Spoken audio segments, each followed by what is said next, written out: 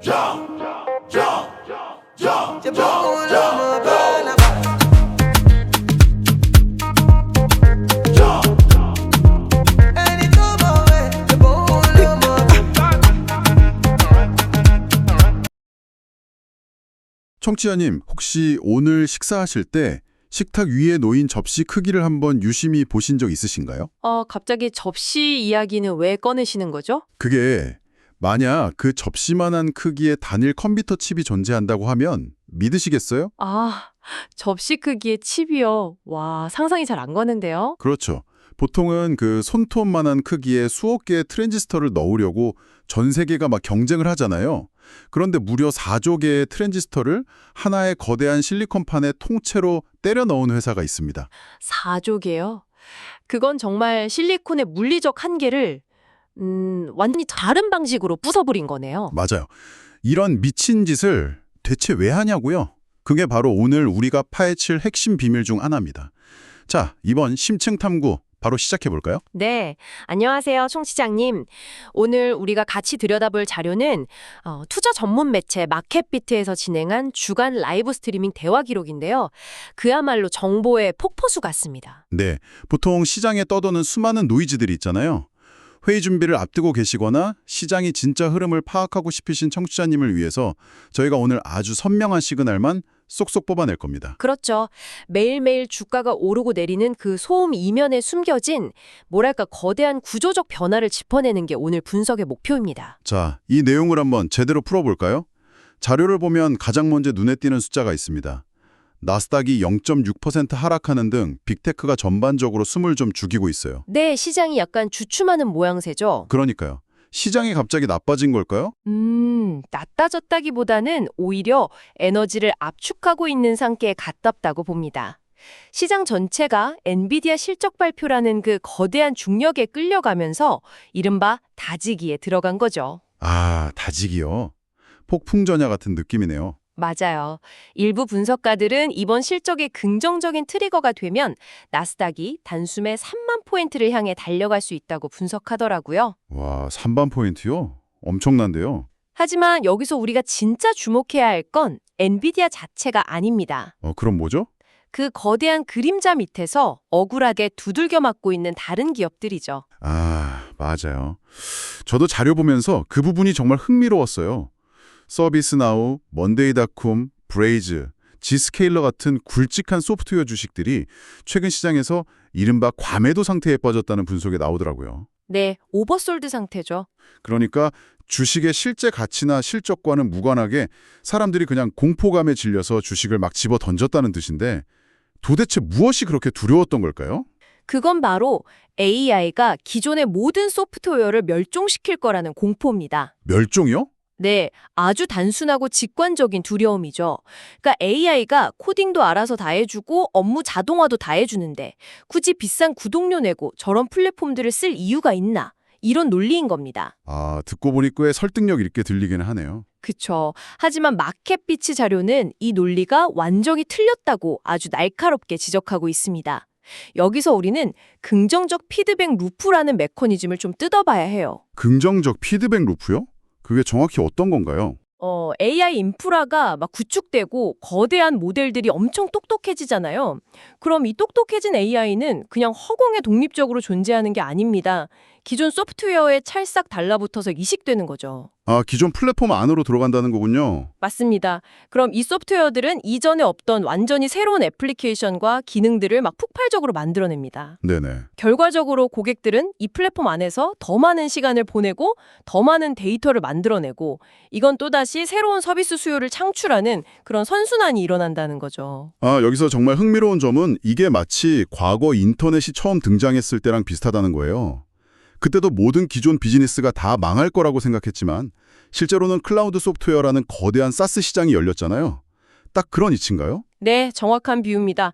AI는 기존 소프트웨어를 파악하는 게 아니라 오히려 비즈니스를 가속화하고 있는 거죠. 근데 잠깐만요. 제가 약간 딴지를 한번 걸어볼게요. 네, 해보시죠. 먼데이닷컴 같은 업무 협업 툴을 생각해보면요.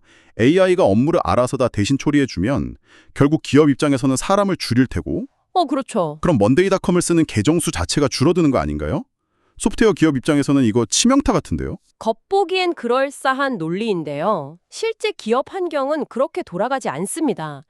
AI가 단순 반복 업무를 처리해주면 인간은 뭐랄까 더 복잡하고 다차원적인 프로젝트를 기획하게 되거든요. 아, 일의 난이도가 올라가는군요. 워크플로우 자체가 기하급수적으로 복잡해지는 겁니다.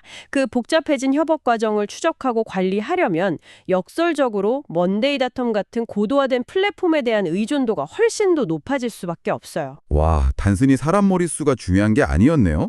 관리해야 할 데이터랑 워크플로우의 복잡성이 커지기 때문에 소프트웨어의 가치가 오히려 막 올라간다는 거군요. 바로 그겁니다. 실제로 먼데이닷컴 최근 실적을 보니까 서비스 침투율도 계속 증가하고 있고 무엇보다 그 잉여 현금 흐름이 엄청나게 강하더라고요. 잉여 현금 흐름이 빵빵하다는 건 정말 좋은 신호죠. 그러니까요.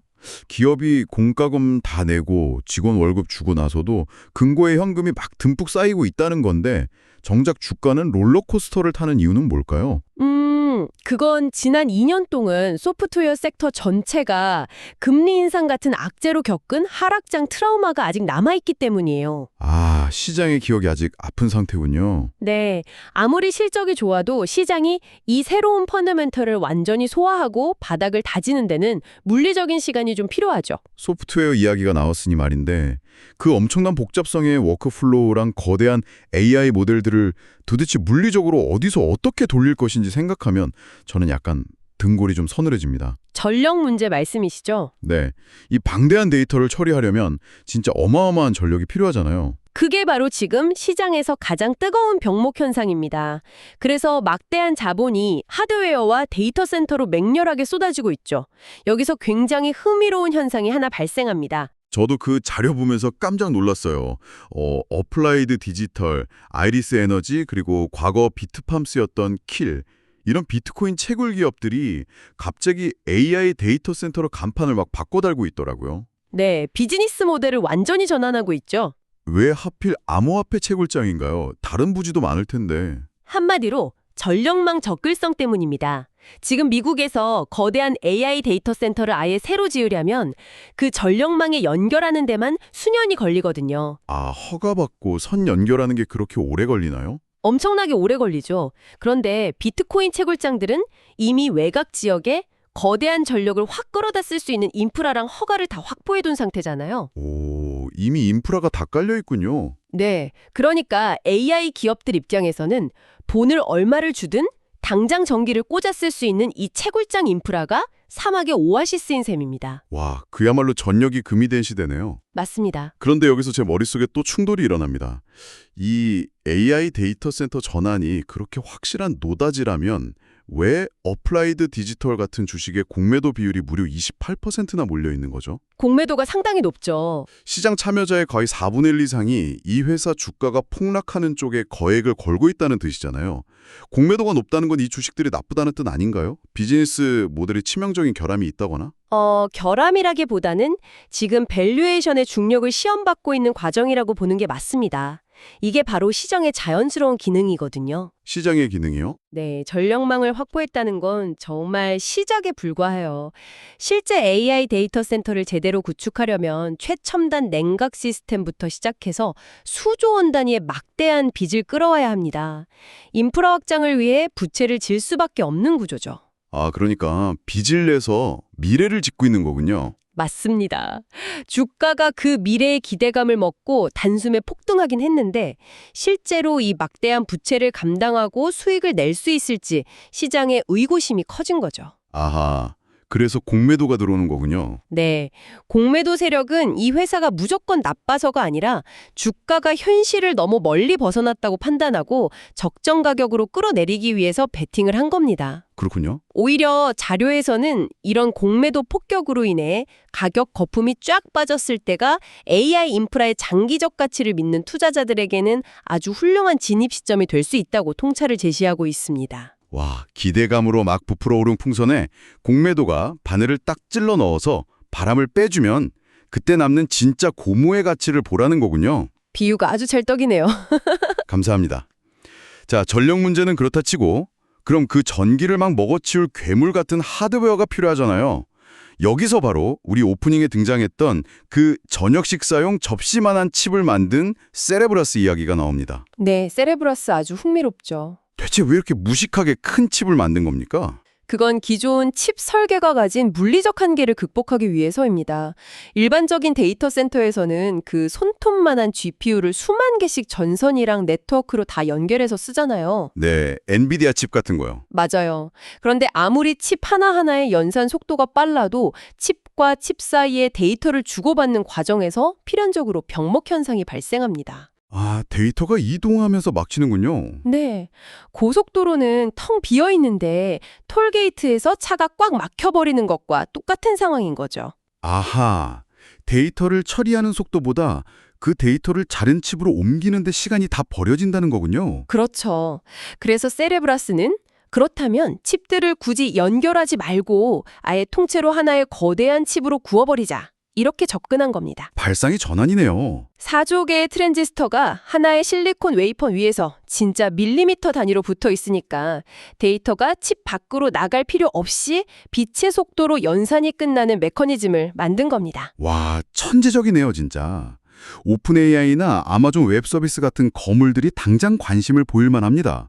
조만간 IPO도 한다고 하던데 겉으로 보기엔 완벽한 주식처럼 보이거든요. 기술 자체는 완벽에 가깝죠. 하지만 비즈니스 구조를 디테일하게 뜯어보면 약간 간담이 서늘해지는 리스크가 하나 숨어 있습니다. 리스크요?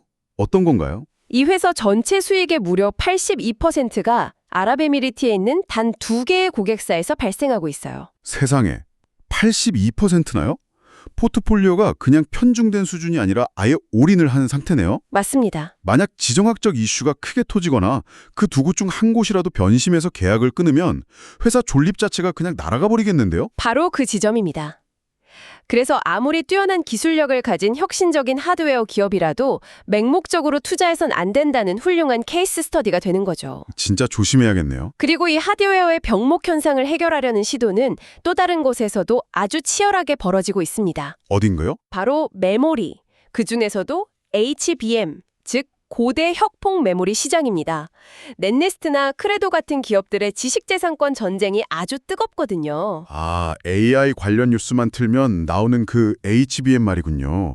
넷리스트라는 회사가 삼성이나 마이크론 같은 반도체 거인들을 상대로 특허 소송을 벌여로 있다는 내용이 자료에 있더라고요. HBM이 도대체 뭐길래 이런 사활을 건 특허 전쟁이 일어나는 건가요? 이걸 아주 쉽게 시각화해 볼까요? 기존의 일반적인 메모리 반도체가 넓은 평지에 차를 한 대씩 대는 단층 주차장이라고 생각해 보세요. 네, 단층 주차장. 반면에 HBM은 수백 대의 엘리베이터가 쉴 새 없이 오르내리는 100층짜리 최첨단 주차 타워인 겁니다. 와, 확 와닿네요. AI 연산 장치가 쉴 새 없이 데이터를 막 요구하는데 단층 주차장에서는 차를 하나하나 빼내는데 한 세월이 걸리잖아요. 그렇죠. 그런데 HBM은 데이터를 수직으로 겹겹이 쌓아 올려서 한 번에 어마어마한 양의 데이터를 확 쏟아부어주는 그런 핵심 기술입니다. 아, 앞서 세레브라스가 칩의 면적을 확 넓혀서 톨게이트를 없앴다면 HBM은 메모리를 수직으로 쌓아 올려서 병목을 해결한 거네요. 정확합니다. 결국 넷리스트가 이 HBM 원천 기술 특허 소송에서 이기게 되면 전 세계 AI 데이터 센터에 깔리는 수많은 칩에서 막대한 로열티를 빨아들이는 거대한 파이프라인을 쥐게 되는 거고요. 네, 승소만 한다면 진짜 수억 달러가 문제가 아니라 기업의 밸류에이션 자체가 통째로 바뀌게 될 거대한 이벤트죠. 자료에서 시게이트가 언급한 데이터 센터 수요 한계나 메모리 칩 슈퍼사이클의 맥락과도 다 연결되는 부분입니다. 와, 대단하네요. 우리가 지금까지 AI의 거대한 뇌를 만들고 그걸 현실 세상에 짓기 위해서 얼마나 많은 전력과 칩, 메모리가 필요한지 살펴봤잖아요. 할수록 시장의 시선이 지구 밖으로 향하더라고요. 데이터 센터 다음으로 전 세계 자본이 폭발적으로 유입될 인프라가 바로 우주라고 지목하면서 말이죠. 다음번 거품은 우주일까요? 충분히 가능성 있는 이야기입니다. 올여름으로 예상되는 일론 머스크의 스페이스X IPO가 우주 투자의 상업화에 불을 지필 아주 거대한 촉매제가 될 거라고 분석하고 있거든요. 스페이스X 상장이요? 네. 이제 우주는 단순한 공상과학 영화의 무대가 아니라 실시간 데이터 통신과 궤도 내 물류가 오가는 실제 서비스와 인프라 현장으로 봐야 합니다. 저는 이 부분에서 레드와이어라는 기업이 눈에 확 띄었습니다. 아, 레드와이어 보셨군요. 네. 묘사를 보자면 골드러시 시대의 비유가 딱 떠오르더라고요. 모두가 금을 캐러 우주로 갈 때 이 회사는 태양광 패널이나 통신 장비 등 우주에서 활동하는 데 필요한 말하자면 곡괭이와 우주복을 파는 기업이더군요. 정확히 핵심을 짚으셨습니다. 우주라는 극단적인 환경에서 비즈니스를 하려면 일단 기초적인 생존 장비와 동력이 필수적이잖아요. 레드와이어는 바로 그 생존의 기반을 공급하려는 포지셔닝을 취하고 있죠. 하지만 우주가 매력적인 만큼 이 주식들이 과연 당장 내 계좌를 불려줄 수 있을까 하는 데는 굉장한 의구심이 들어요. 네, 그 부분은 팩트체크가 필요합니다. 실시간 위성 정보 플랫폼인 블랙스카이나 시도스페이스 같은 사례가 나오잖아요.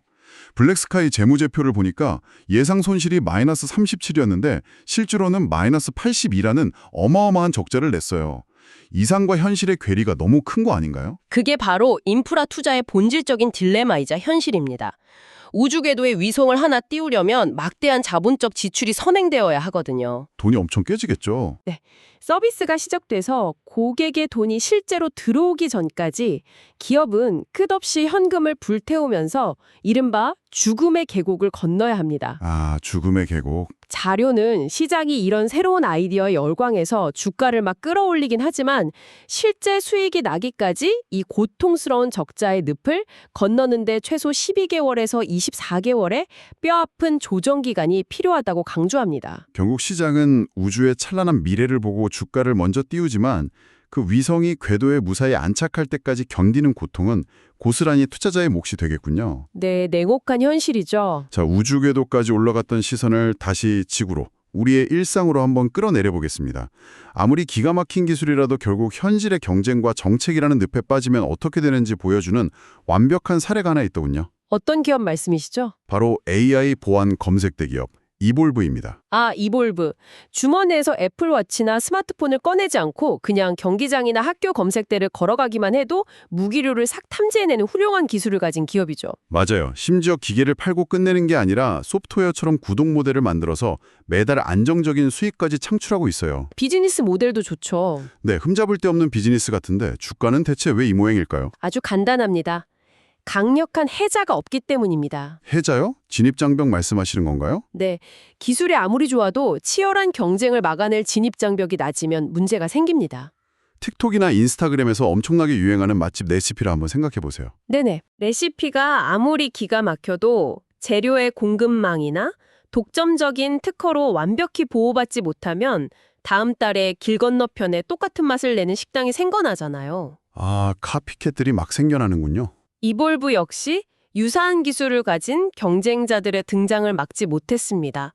결국 끝없는 특허 침해 소송에 휘말리면서 버는 돈을 모조리 법적 분쟁에 쏟아붓고 있죠.